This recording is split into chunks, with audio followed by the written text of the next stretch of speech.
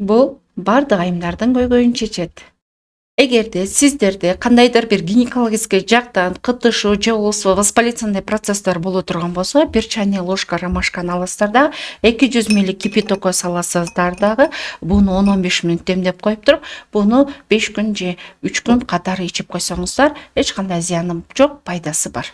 Эгер сизде жатындан кан кетүү, миомат болуп, же болбосо төрөттөн кийин климакс учурунда ысып кетип, үшүп кетип, кан көп кетүүсү болсо, сиздер бир чайный ложка крапиваны аласыздар дагы 200 мл кипятокко салып 10-15 мүнөт демдеп туруп, буну 3 күнөн 5 күнгө чейин ичип койсоңуздар, кан токтоо жана матканы сокращение кылууга жакшы жардам берет.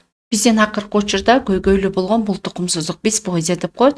Ал эми ошон менен биргеликте жана биздин айымдарыбыз 40 жаштан кийин климакс деген оорулар менен ооруп атат. Ошон менен биргеликте цистит жана ошондой эле эрозия, киста, полип деги эле гинекологический оорулардын бардыгына, онкологический оорулардын бардыгына ушул бородовая мага аябай жакшы жардам берет. Буну биз бир чай кашыкты 200 мл кайнак сууга салабыз дагы, аралаштырып туруп 10 минутта демдеп туруп, буну 3 күндөн 7 күнгө чейин ичип коюңуздар. Мен Дамира Абдыкамытовна, гинекологиялык тармак жагынан 15 жылдык стажым бар. Менин консультацияма жазылыңыздар.